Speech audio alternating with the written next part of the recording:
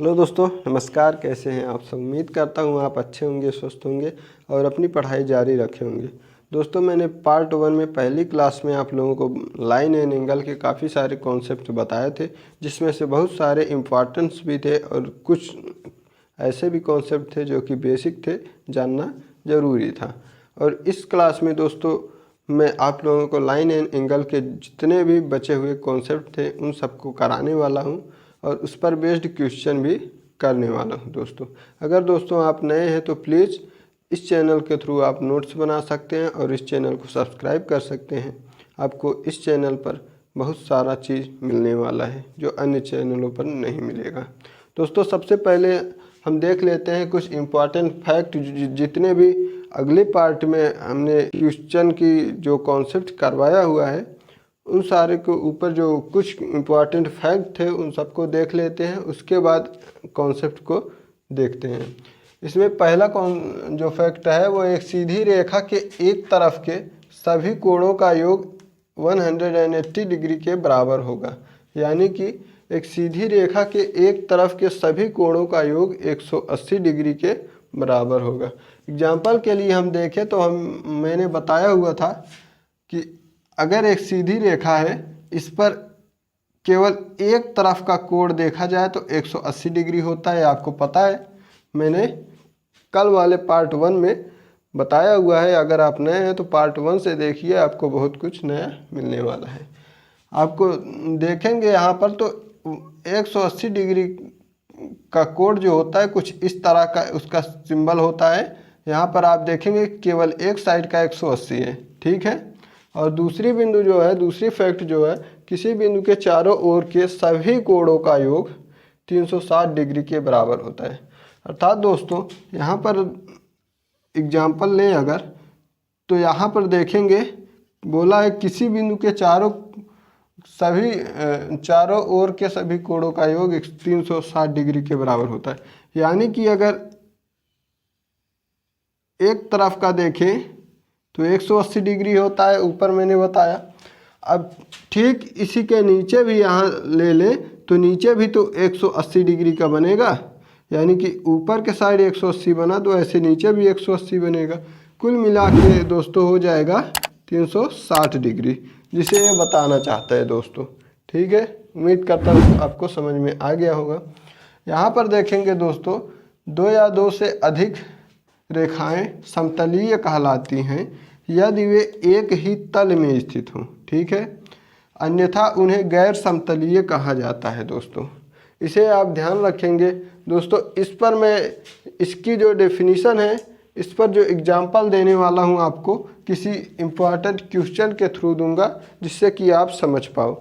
ऐसे में आप आसानी से इसे समझ नहीं पाएंगे दोस्तों, ठीक है।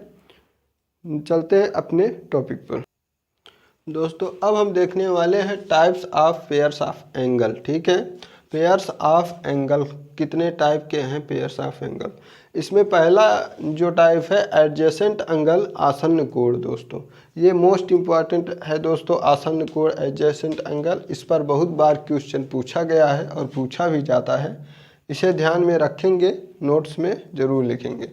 इसमें इसका जो कंडीशन है दोस्तों वो ये है कि दो कोणों को आसन्न कोण कहा जाएगा तब यदि उनका एक उभयनिष्ठ शीर्ष हो। उभयनिष्ठ शीर्ष मतलब दोस्तों ये जो बी है, ये बी का जो बिंदु है ये एक उभयनिष्ठ है। क्यों? क्योंकि आप देखेंगे कि एक वाले रेखा से आएंगे, ये इधर जाएंगे तो भी यहीं पर रुकेंगे। आप यहाँ से इस तरफ जाएंगे तो भी यहीं पर रुकेंगे। मतलब कि यहाँ से इस तरफ या फिर इस तरफ या फिर इस तरफ किसी भी तरफ से आएंगे जाएंगे आप, तो आप यहीं पर रुकने वाले हैं। इसलिए ये कॉमन हो गया, यानी कि उभयनिष्ठ हो गया दोस्तों। वही कह रहा है कि उनका एक उभयनिष्ठ शीर्ष हो। ये जो शीर्ष है ये एक उभयनिष्ठ शीर्ष है, ये जो बिंदु है एक उभयनिष्ठ बिंदु है। दूसरी कंडीशन है दोस्तों, उनकी एक उभयनिष्ठ भुजा होती है। इसकी भुजा भी एक उभयनिष्ठ होती है। यानी कि दोस्तों यहाँ पर देखेंगे ये जो एक रेखा है ये एक उभयनिष्ठ है। क्यों? क्योंकि दोस्तों यहाँ पर देखेंगे एक एंगल बना है। कब बना है? जब एक रेखा यहाँ से आई, फिर यहाँ पर गई तो उसके बीच में एक रेखा मतलब एक एंगल बना है, ठीक है।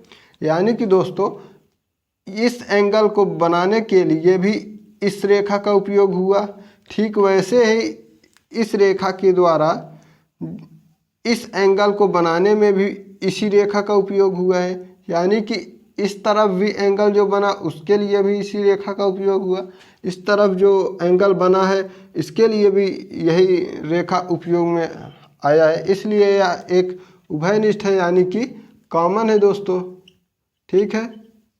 ये एक कॉमन रेखा है। वही कह रहा है कि उसकी एक उभयनिष्ठ भुजा भी होगी तो वो मतलब आसन्न कोण कहलाएगा, यानी कि एडजेसेंट एंगल कहलाएगा।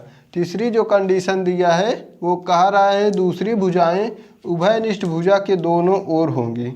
यहाँ पर देखेंगे दोस्तों जो उभयनिष्ठ भुजा बीच का है उसके दोनों तरफ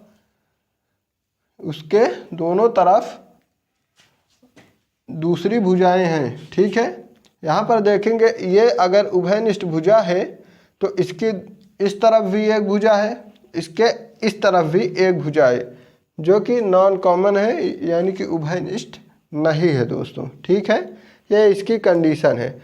एक क्वेश्चन आता है दोस्तों, मैं दिखा दे रहा हूँ। यहाँ पर ऐसे एक बनेगा, ठीक है, कुछ इस तरह का बनेगा, ठीक है। तो आप देखेंगे तो यहाँ से एक ऐसे आया रहेगा एंगल और यहाँ से एक ऐसे एंगल आया रहेगा, ठीक है। इसका नाम ए होगा तो इसका नाम बी हो जाएगा दोस्तों। तो आप क्या इसे आसन्न कोण एडजेसेंट एंगल बोलेंगे? तो आंसर है नहीं। क्यों? क्योंकि देखेंगे दोस्तों तो ये यहीं से यहाँ भी आया है और यहीं से ही इस तरफ भी एंगल आया, मतलब कि इसमें बोला गया है कि दोनों भुजाएं उभयनिष्ठ भुजा की दोनों तरफ होंगी।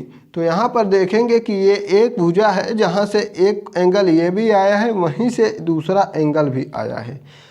यहाँ से दूसरा एंगल अगर गया होता तो ये उभयनिष्ठ होता, लेकिन एक ही जगह से गया है इसलिए ये उभयनिष्ठ नहीं है। ऐसा क्वेश्चन में बझाया जाता है दोस्तों, इसीलिए मैंने इस कॉन्सेप्ट को आपको बताया है। आप इसे नोट कर लेंगे, ये आता है बार बार आपके क्वेश्चंस में। अगला कॉन्सेप्ट देखेंगे दोस्तों। अगला कॉन्सेप्ट है हमारा लीनियर पेयर एंगल, यानी रैखिक युग्म कोण, जो कि मोस्ट इम्पॉर्टेंट है दोस्तों, क्योंकि इसे लोग पहचान नहीं पाते हैं। इसकी पहचान बहुत ज़रूरी है दोस्तों। इसके जैसा अभी सप्लीमेंट्री एंगल भी आएगा, एज इट इज जैसे रहेगा, इसीलिए लोग कंफ्यूज होते हैं। इसे ध्यान से पढ़ेंगे, देखेंगे। या आसन्न कोणों का युग्म होता है। आसन्न कोण जो अभी मैंने इसके पहले बताया उसका युग्म होता है, जिसकी गैर उभयनिष्ठ भुजाएं विपरीत रेखा होती हैं। यानी कि दोस्तों मैंने अभी जो आसन्न कोण आपको बताया था उसमें देखेंगे तो बीच वाला एक उभयनिष्ठ रेखा था, बगल वाली दोनों रेखाएं गैर उभयनिष्ठ थी, और इसमें बोला है गैर उभयनिष्ठ रेखाएं विपरीत रेखा हो जाती हैं लीनियर पेयर एंगल में। यानी कि लीनियर पेयर एंगल में जो यहाँ पर आसन्न कोण में गैर उभयनिष्ठ भुजाएं थी वो अपोजिट हो जाती हैं, यानी उसमें कुछ इस तरह से थी तो इसमें इस तरह से अपोजिट हो गई। यानी कि OX प्लस OY दोनों रेखाओं का युग्म यानी जोड़कर एक लंबी रेखा बनाई गई है, जिसे हम रैखिक युग्म कहते हैं दोस्तों। वही लिखा गया है लीनियर पेयर युग्म, यानी कि दो रेखाओं के पेयर को यानी जोड़ को लीनियर पेयर एंगल बोलेंगे। यहाँ पर देखेंगे दोस्तों, इसमें भी जैसे आसन्न कोण में एक रेखा उभयनिष्ठ था, इसमें भी एक रेखा उभयनिष्ठ है। यहाँ पर अगर एंगल देखेंगे XOC angle plus angle YOC equal 180 degree, यानी कि 180 डिग्री होता है दोस्तों। कहने का मतलब angle X degree plus angle Y degree equal होगा 180 डिग्री के। एंगल X एंगल Y क्यों? यहाँ पर देखेंगे दोस्तों, मैंने जब बताया था आपको 180 डिग्री का डेफिनेशन दिया था तो उसमें बताया था कि अगर इतना पर जाते हैं हम एक परपेंडिकुलर डालेंगे तो इतना 90 डिग्री होता है।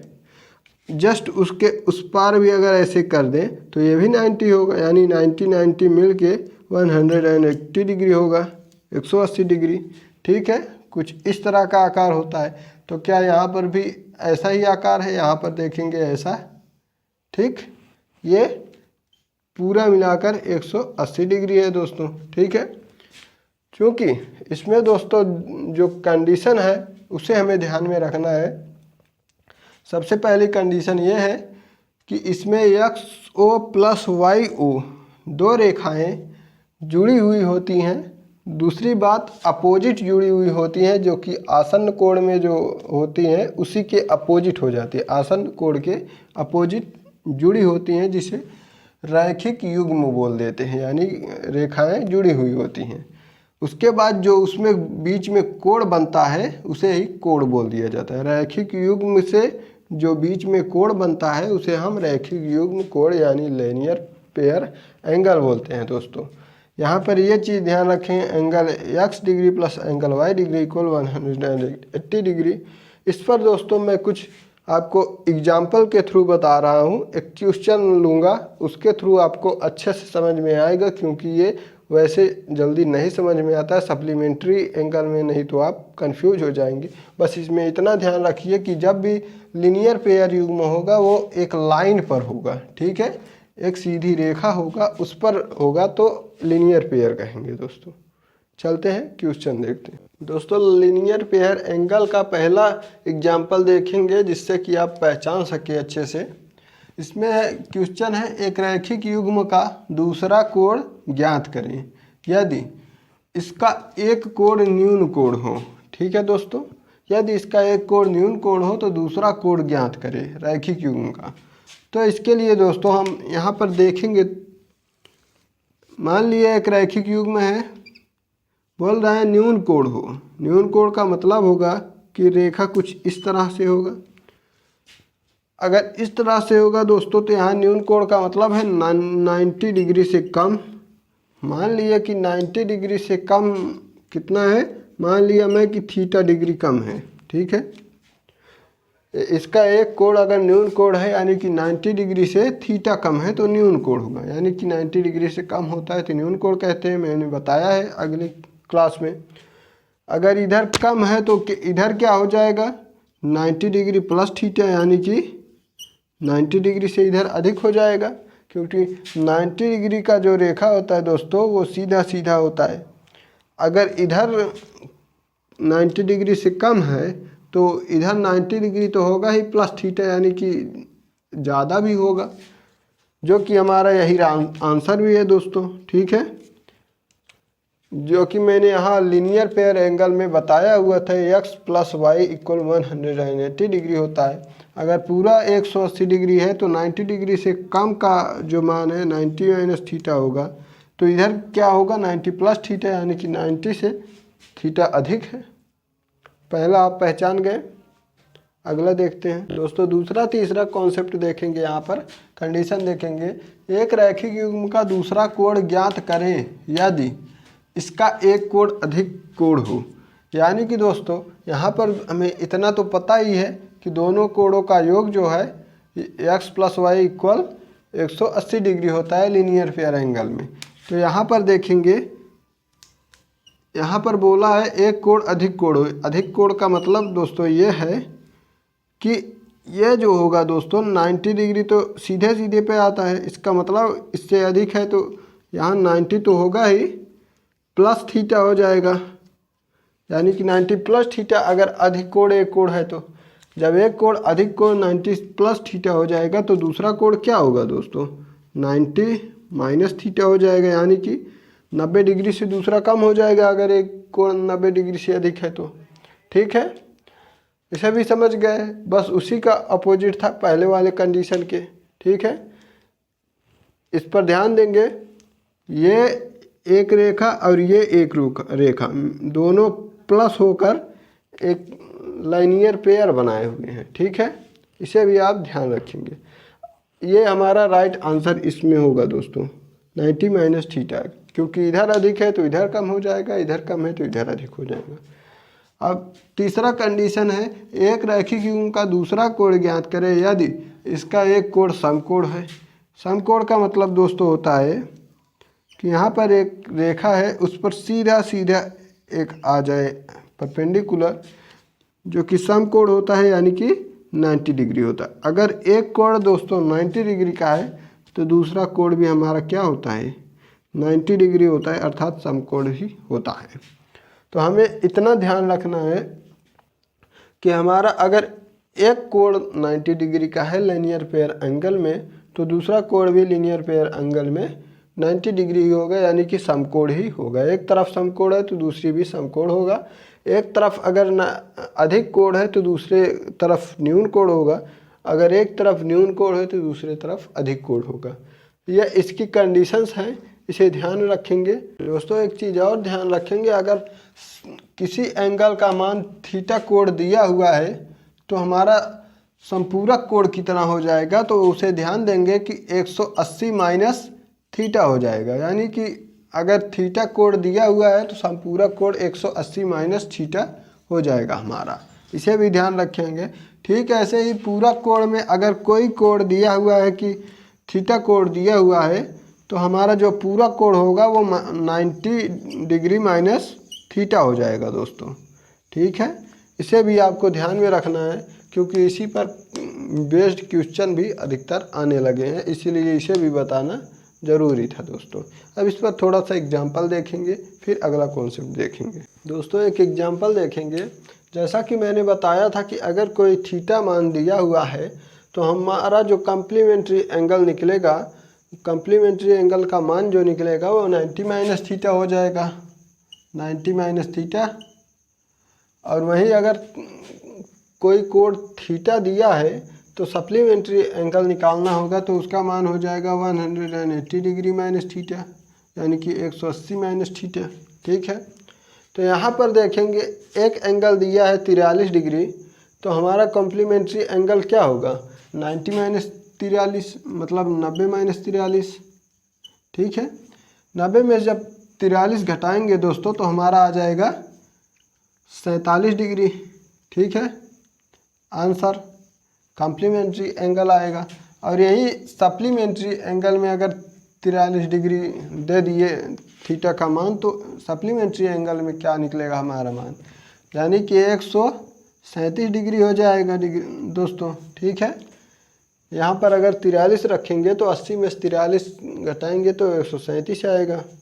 ठीक वैसे ही अगर 12 का एंगल दिया हुआ है कोण का मान, तो हमारा कॉम्प्लीमेंट्री एंगल जो होगा 90 में से 12 घटा देंगे, यानी कि हो जाएगा 78 डिग्री हो जाएगा। और वहीं सप्लीमेंट्री एंगल में से 12 डिग्री घटाएंगे तो हो जाएगा 180 में से 12 घटाएंगे तो हो जाएगा 80 माइनस 70, यानी कि 168 डिग्री, 168 डिग्री हो जाएगा। और यही अगर 0 डिग्री का थीटा का मान दिया हुआ है दोस्तों, कोण का मान, तो 90 माइनस थीटा में अगर 90 माइनस 0 करेंगे तो हमारा जो आएगा 90 माइनस थीटा आ जाएगा दोस्तों। ठीक है, आंसर। और यही सप्लीमेंट्री एंगल में 180 डिग्री माइनस थीटा हमारा राइट आंसर होगा दोस्तों। इससे उम्मीद करता हूं दोस्तों कि आप पहचान गए होंगे कि कॉम्प्लीमेंट्री एंगल कैसे निकालना है और सप्लीमेंट्री एंगल कैसे निकालना है। दोस्तों ये ऑप्शनल में बहुत ज़्यादा पूछा जाता है, इसलिए इसे बताना ज़रूरी था आप लोगों को। चलते हैं अब नेक्स्ट कॉन्सेप्ट पर। दोस्तों अब हम अगली कॉन्सेप्ट देखेंगे, तिर्यक रेखा द्वारा बनाए गए कोण, angles made by a transversal line.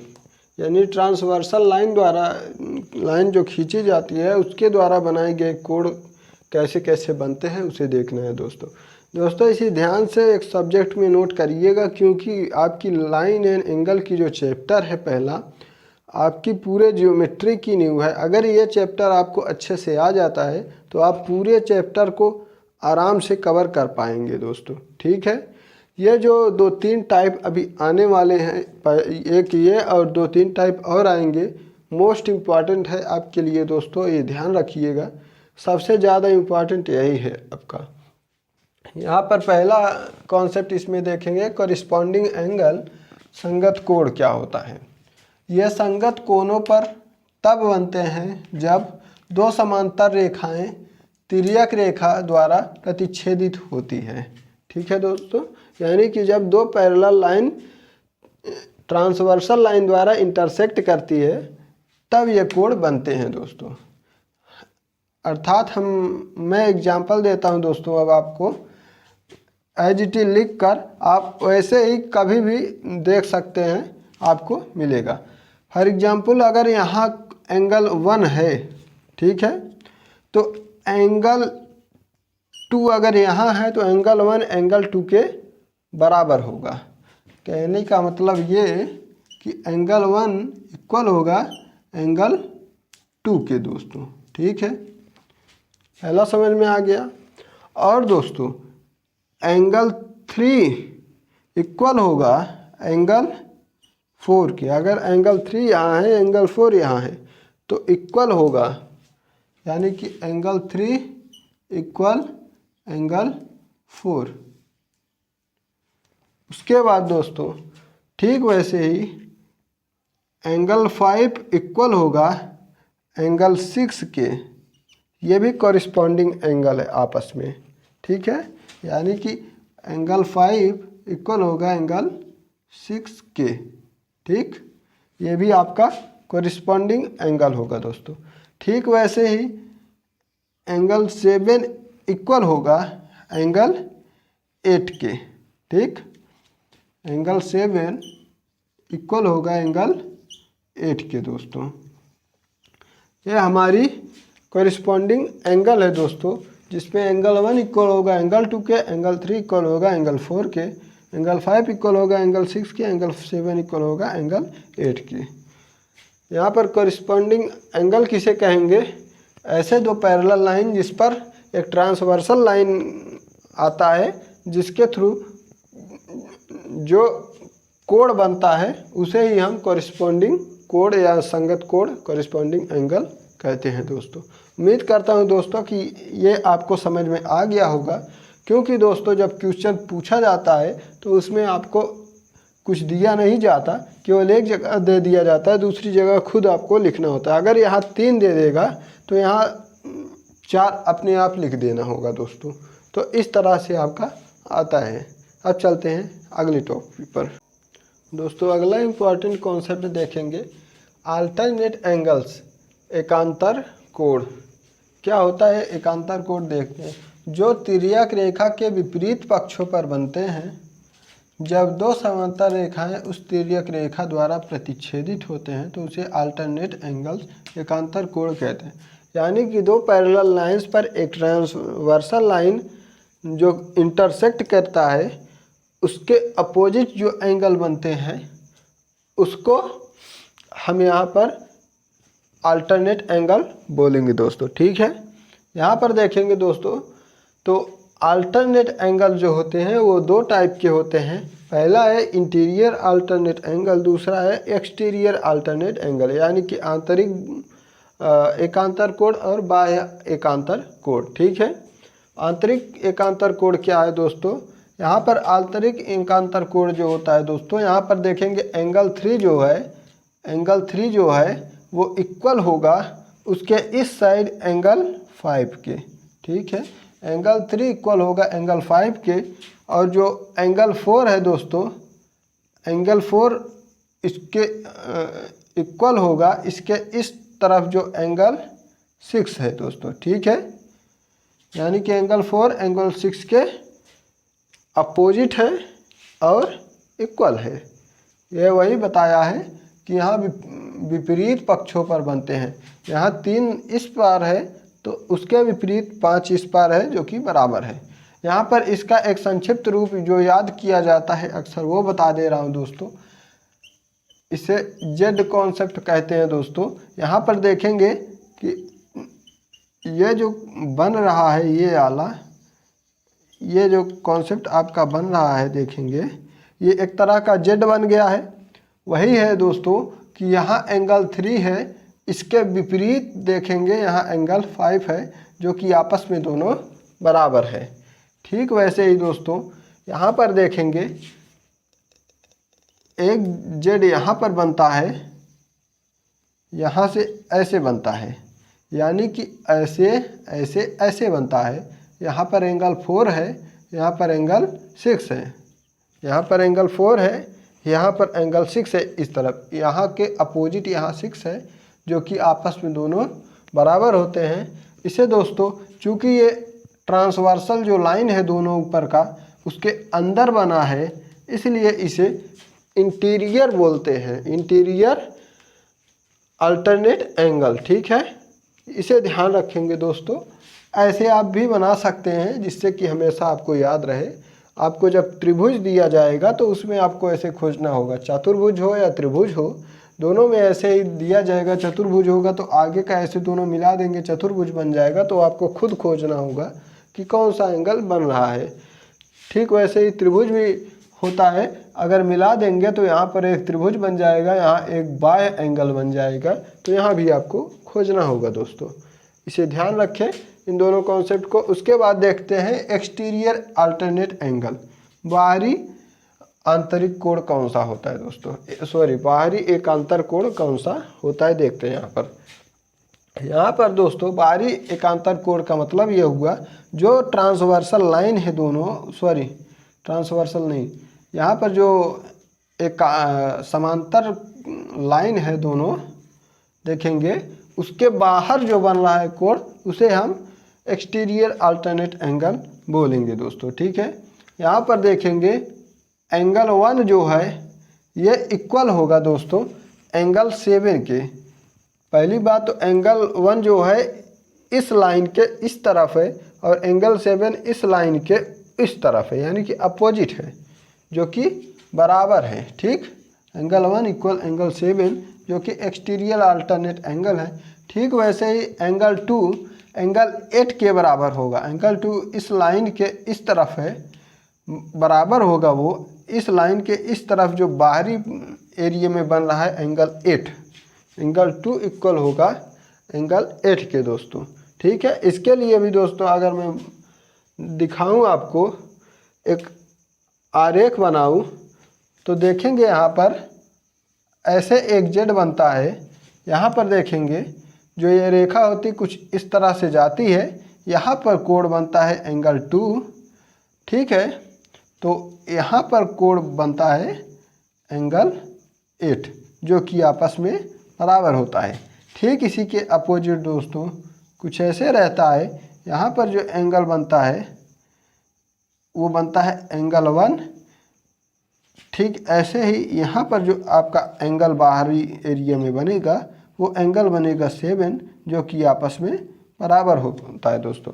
इसे दोस्तों जेड कॉन्सेप्ट भी बोलते हैं, लेकिन है ये अल्टरनेट एकांतर कोण और अल्टरनेट एकांतर मतलब अल्टरनेट एंगल के दोनों टाइप हैं ये, इंटीरियर अल्टरनेट एंगल और एक्सटीरियर अल्टरनेट एंगल दोस्तों। उम्मीद करता हूँ दोस्तों कि आप समझ गए होंगे।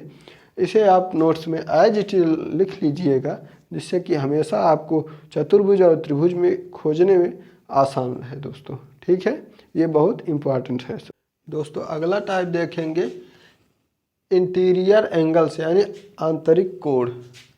जब दो समांतर रेखाओं द्वारा एक तिर्यक रेखा को काटा जाता है तो तिर्यक रेखा के दोनों ओर आंतरिक कोणों के दो जोड़ बनते हैं। इस प्रकार बने आंतरिक कोणों के जोड़े संपूरक अर्थात 180 डिग्री के इनके योग होते हैं। यहाँ पर देखेंगे दो पैरेलल लाइन्स है जिसपे एक ट्रांसवर्सल लाइन है। ठीक है, जो बाइसेक्ट करती है दोनों पैरेलल लाइन्स को। यहाँ पर इसका कहना ये है कि यहाँ पर दोनों कोणों का जो जोड़े हैं यानी कि एंगल 4 इक्वल है, एंगल 4 प्लस एंगल 5 इक्वल, दोनों का योग जो होगा 180 डिग्री के बराबर होगा। ठीक है दोस्तों, यहाँ पर एंगल 4 प्लस एंगल 5 का जो योग होगा वो 180 डिग्री का होगा। और यहीं देखें एंगल 3 प्लस एंगल 6 का जो योग होगा वो भी 180 डिग्री का होगा। इसका कहना यही है दोस्तों कि एंगल 4 एंगल 5 का योग यानी दोनों आंतरिक कोणों का योग 180 डिग्री होगा और इधर का दोनों आंतरिक कोणों का योग भी 180 डिग्री का होगा। ये कॉन्सेप्ट आपको ध्यान में रखना है दोस्तों। और दोस्तों अगर यहाँ पर एक चीज़ देखें, यहाँ पर देखेंगे अगर,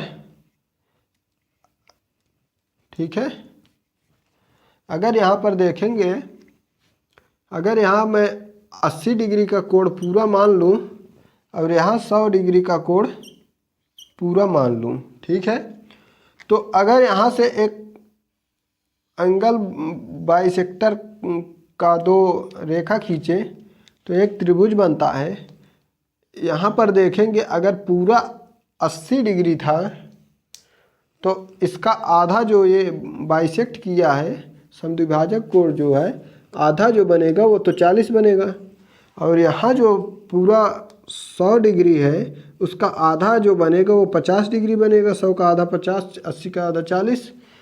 अगर ये दोनों 50, 40, 90 हो गए तो एक त्रिभुज में आपको पता है 90 डिग्री होता है, 180 डिग्री होता है। अगर 90 डिग्री हो गया है तो यहाँ भी 90 डिग्री होगा। ठीक है दोस्तों, यहाँ भी हमारा जो आएगा 90 डिग्री आएगा।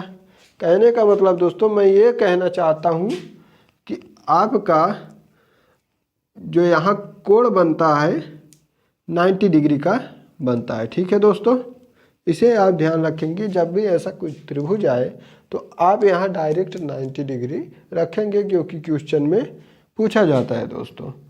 ठीक है, उम्मीद करता हूँ कि आपको समझ में आ गया होगा। पहले जो मैंने इंटीरियर एंगल अधिक कोण के बारे में बताया उसका आप स्क्रीनशॉट लेकर फिगर बनाइएगा, उसके बाद इस फिगर को भी अलग बनाइएगा। मैं तो उसी में आपको समझा दिया क्योंकि आप वीडियो पॉज करके लिख लेंगे। ठीक है दोस्तों, उम्मीद करता हूँ कि आपको ये दोनों समझ में आ गए होंगे। चलता हूँ कोई एग्जाम्पल देखता हूँ, फिर इसके बाद अगले टाइप पर चलते हैं। दोस्तों एक क्वेश्चन रखा है मैंने एग्जाम्पल में, चित्र में रेखाएं A B C D E F समांतर रेखाएं हैं। चित्र है A B C D E F समांतर रेखाएं हैं आपस में। ठीक है, angle B O Q equal 50 degree और ओ पी बराबर ओ क्यू। ठीक है, तो एंगल पी ओ क्यू का मान ज्ञात करें। इसमें बोला है एंगल बी ओ क्यू का मान है 50 degree. Angle B O Q का मान है, बी ओ क्यू का मान है 50 डिग्री, यानी कि यहाँ आएगा हमारा 50 डिग्री।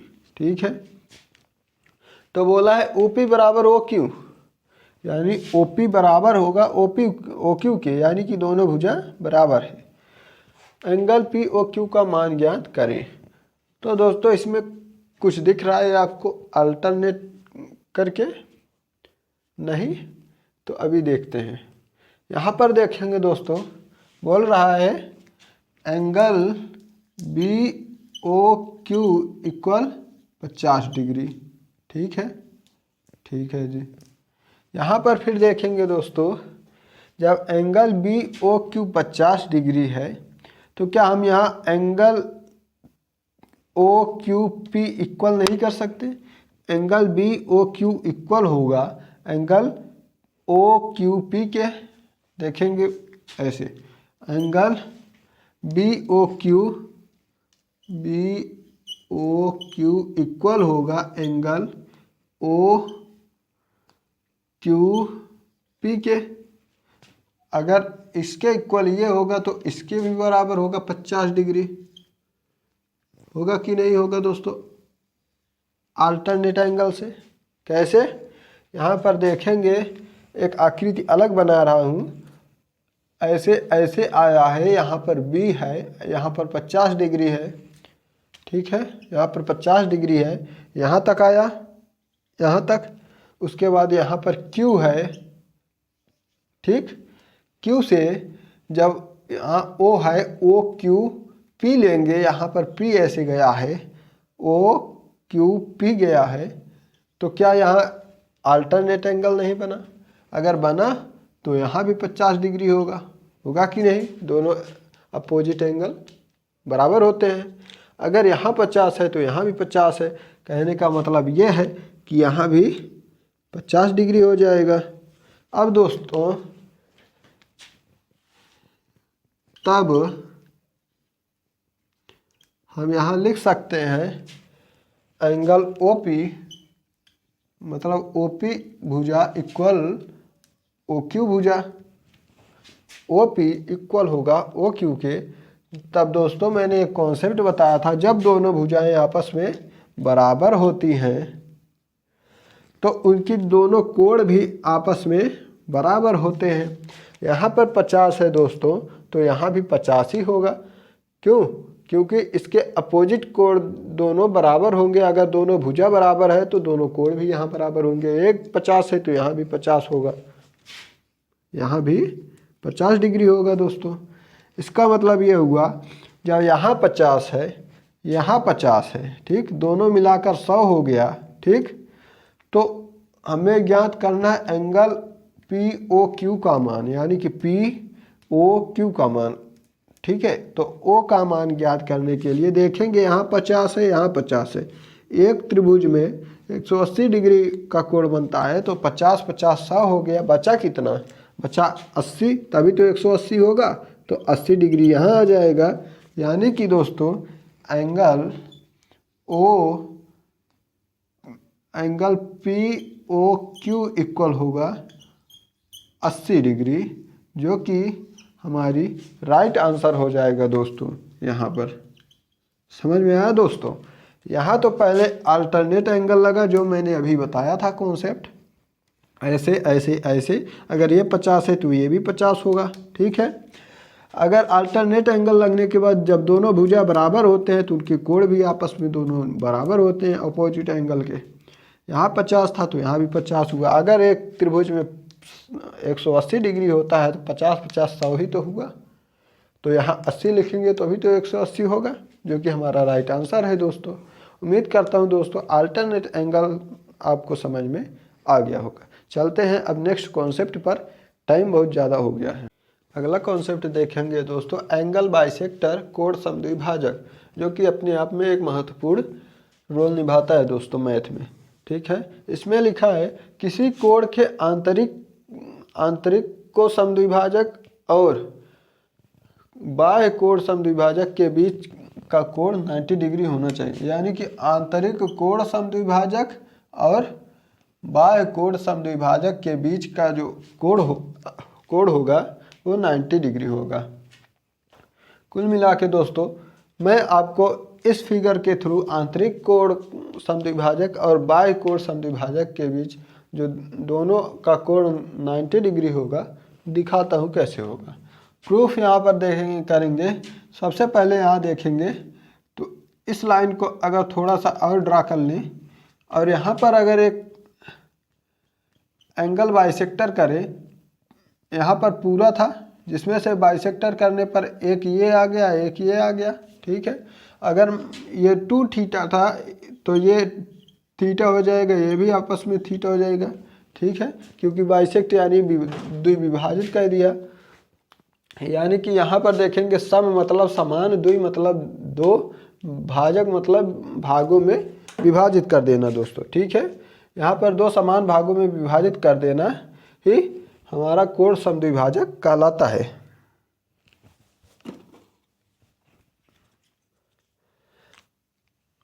उसके बाद दोस्तों यहाँ पर देखेंगे अगर यहाँ पर एक लाइन ड्रॉ किया मैंने D, तो यहाँ पर एक लाइन अगर ड्रॉ कर दे, जैसा कि आपको उसमें दिख रहा है कि आंतरिक कोण समद्विभाजक और बाह्य कोण समद्विभाजक, तो बाहरी तरफ से एक ये आकार था जिसमें आंतरिक कोण तो बनाया लेकिन बाह्य कोण भी बनाया, ठीक है।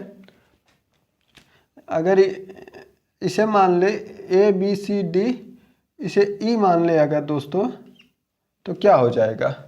अगर इसे E मान ले अगर ये थीटा था, ये थीटा था, और ये अगर अल्फ़ा है और ये भी अल्फ़ा है आपका, ठीक है, दोनों अल्फ़ा है, दोनों थीटा है, तो इनका कोण कितना होगा दोस्तों? इनको जोड़ेंगे अगर ऐसे देखेंगे ध्यान से ऐसे, तो ये 180 डिग्री का बन रहा है कि नहीं? थीटा प्लस थीटा और अल्फ़ा प्लस अल्फ़ा जोड़ देंगे तो इक्वल होगा 180 डिग्री के, यानी कि alpha plus alpha 2 alpha, 2 alpha plus theta plus theta 2 theta, 2 theta equal 180 degree, ठीक है। अगर 2 कॉमन ले लें तो हमारा आएगा alpha plus theta equal 180 degree, तो हमारा हो जाएगा यहाँ alpha plus theta equal 90 degree, क्योंकि दोस्तों यहाँ से 2 गुणा में है, इधर आएगा 180/2 हो जाएगा, भाग होगा तो 90 डिग्री बनेगा। यहाँ पर दोस्तों मैंने एक चीज़ प्रूफ कर दिया कि बाह्य कोण जो है वो 90 डिग्री बनता है। यहाँ पर बोला है बाह्य कोण समद्विभाजक के बीच का कोण जो होगा वो 90 डिग्री होगा। बाह्य कोण समद्विभाजक के बीच का कोण कितना होगा? 90 डिग्री होगा, जो कि मैंने आपको प्रूफ किया। उसके बाद दोस्तों यहाँ पर देखेंगे आंतरिक कोण जो है दोस्तों, यहाँ पर कोई समद्विभाजक मैंने रेखा खींचा जिसको P बिंदु पर से एक परपेंडिकुलर R मैंने AO पर गिराया और एक परपेंडिकुलर P बिंदु से OB पर गिराया Q पर, ठीक है, Q बिंदु जिसे डिनोट किया, ठीक है। उसके बाद दोस्तों इसमें केवल इतना ही कहा गया है कि PR इक्वल होगा आपका QR के, ठीक है दोस्तों, सॉरी QP के, PR इक्वल होगा QP के। इसे आप ध्यान रखेंगे क्योंकि क्वेश्चन सॉल्व करते समय ये कम लगेगा। PQ इक्वल होगा PR के, यानी कि जो भी लंबे यहाँ से खींचेंगे तो भी दोनों आपस में इक्वल होगा, यहाँ से खींचेंगे तो भी आपस में इक्वल होगा, कहीं से भी खींचेंगे आपस में इक्वल होगा। यानी कि दोस्तों दो बराबर भागों में बाइसेक्ट करता है, विभाजित करता है, जिससे कि दोनों पार्ट आपस में बराबर होते हैं। यहाँ बराबर का चिन्ह लगा हुआ है दोस्तों, ठीक है। उम्मीद करता हूँ दोस्तों आपको समझ में आया होगा। मैंने इससे प्रूव कर दिया कि बाह्य और आंतरिक दोनों में जो खींचा गया है, बाह्य और आंतरिक का जो कोण होता है 90 डिग्री होता है, ये समझ में आ गया। अब दूसरा कॉन्सेप्ट ये था दोस्तों कि PR इक्वल होगा PQ के। अगर हम को एक रेखा समद्विभाजक पार दे किसी कोण पर, तो उस पर लंब जो डालेंगे उसका जो दोनों का लंबवत दूरी हो बराबर होगा, ठीक है दोस्तों। ये ध्यान रखेंगे, ये चीज़ इसके लिए है और वो उसके लिए है। इसे एज इट इज नोट में लिखिएगा दोस्तों। उम्मीद करता हूँ कि आपको समझ में आ गया होगा। चलते हैं नेक्स्ट टॉपिक पर। अगला कॉन्सेप्ट देखेंगे दोस्तों, यदि AB पैरेलल CD, यानी कि AB समानांतर है CD के, तो अल्फ़ा बीटा गामा का मान क्या होगा? Alpha plus beta plus gamma का मान क्या होगा? दोस्तों जब भी ऐसी आकृति दे और आपसे पूछे कि alpha plus beta plus gamma का मान ज्ञात कीजिए, ठीक है, तो आप इसका फार्मूला लिख लेंगे, alpha plus beta plus gamma equal होगा 360 डिग्री के, ठीक है दोस्तों, इसके 360 डिग्री के। ये फार्मूला है। आपको यहाँ अल्फ़ा का मान दे सकता है, बीटा का मान दे सकता है, फिर गामा का मान पूछ लेगा, तो gamma equal alpha plus beta minus कर देंगे इधर 360 माइनस अल्फ़ा प्लस बीटा, तो हमारा मान आ जाएगा दोस्तों। ये डायरेक्ट कॉन्सेप्ट पर ही आता है दोस्तों, इसीलिए SSC CGL में इतना सारा कॉन्सेप्ट है, क्योंकि कॉन्सेप्ट पर ही अधिकतर आजकल आ रहा है, ठीक है। तो इसे ध्यान रखेंगे, इस आकृति को भी बना लेंगे। और अगला कॉन्सेप्ट है दोस्तों, बाहरी कोण विपरीत आंतरिक कोणों के योग के बराबर होगा। बाहरी जो कोण होगा दोस्तों ये जो कोण बाहरी बना है विपरीत आंतरिक कोणों के योग के बराबर होगा। सभी बाहरी कोणों का जो योग होता है 360 डिग्री होता है, यानी कि सभी बाहरी कोण जो होते हैं उनका योग जो होगा 360 डिग्री होगा दोस्तों। कहने का मतलब दोस्तों यहाँ पर बोल रहा है विपरीत आंतरिक कोणों का योग angle A plus angle B plus angle C equal होगा 180 डिग्री, क्योंकि एक त्रिभुज में 180 डिग्री का कोण बनता है, ए बी सी बराबर 180 डिग्री। तो बोल रहा है विपरीत आंतरिक कोणों के योग के बराबर होगा, यानी कि angle A plus angle B equal हो जाएगा 180 डिग्री माइनस एंगल सी। ठीक है दोस्तों, इस फार्मूले को भी आपको ध्यान में रखना है। निकला तो इसी से है दोस्तों, ए प्लस बी प्लस सी इक्वल 180 डिग्री। लेकिन दोस्तों इस कॉन्सेप्ट पर ऐसे ही क्वेश्चन पूछता है तो आपको यहाँ पर लिखना होगा 180 degree minus C angle C. Angle C का मान दिया रहेगा तो यहीं से घटा देंगे, हमारा इसका मान आ जाएगा दोस्तों।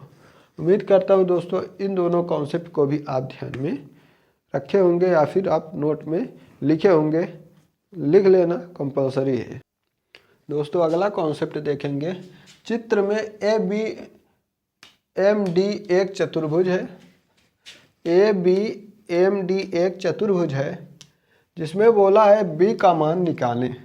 तो दोस्तों ध्यान देंगे, जब भी ऐसा कॉन्सेप्ट आए बी का मान दिया रहे, इन दोनों का मान दिया रहे, एक्स का मान ना दिया रहे, या फिर किसी में से इसमें से किसी एक का मान ना दिया रहे और सभी का मान दिया रहे, तो इसके लिए फार्मूला दोस्तों होता है बाहरी एंगल बी इक्वल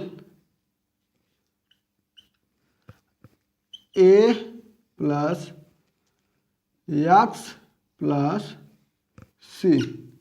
ठीक है दोस्तों, आप ये ध्यान रखेंगे सॉरी, आप ये ध्यान रखेंगे बी इक्वल ए प्लस एक्स प्लस सी, ए प्लस एक्स प्लस सी। आप इसी पर मान रख देंगे, जो मान दिया रहेगा हमारा आंसर आ जाएगा दोस्तों। जैसा कि मैंने बताया कॉन्सेप्ट पर अधिकतर आता है, ये सब कॉन्सेप्ट आपको ध्यान में रखना ही होगा। ठीक है, उसके बाद दोस्तों अगला कॉन्सेप्ट है, ये एक चतुर्भुज है जिसकी अगर यहाँ पर कोण देखा जाए एक तरह से, तो बाहरी बी यानी एक्सटीरियर एंगल बी का मान निकालना हो तो हमें सीधा x plus y plus z का एंगल जोड़ लेना है, हमारा मान आ जाएगा एक्सटीरियर एंगल बी का मान।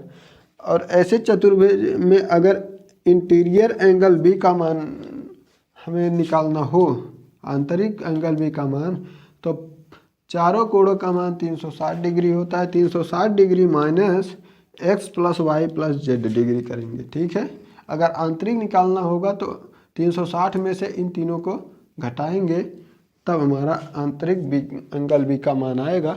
और बाहरी एंगल बी का मान निकालने के लिए डायरेक्ट इन तीनों को जोड़ लेंगे दोस्तों। इसी के साथ मैं आपको बता दूं, लाइन एंड एंगल का पूरा कॉन्सेप्ट पार्ट 1 और पार्ट 2 के थ्रू इस क्लास में समाप्त होता है दोस्तों। अब अगले पार्ट 3 में मैं आप लोगों को बहुत सारी इस पर बेस्ड क्वेश्चन कराने वाला हूं, जो कि मोस्ट इम्पॉर्टेंट क्वेश्चन होने वाला है दोस्तों।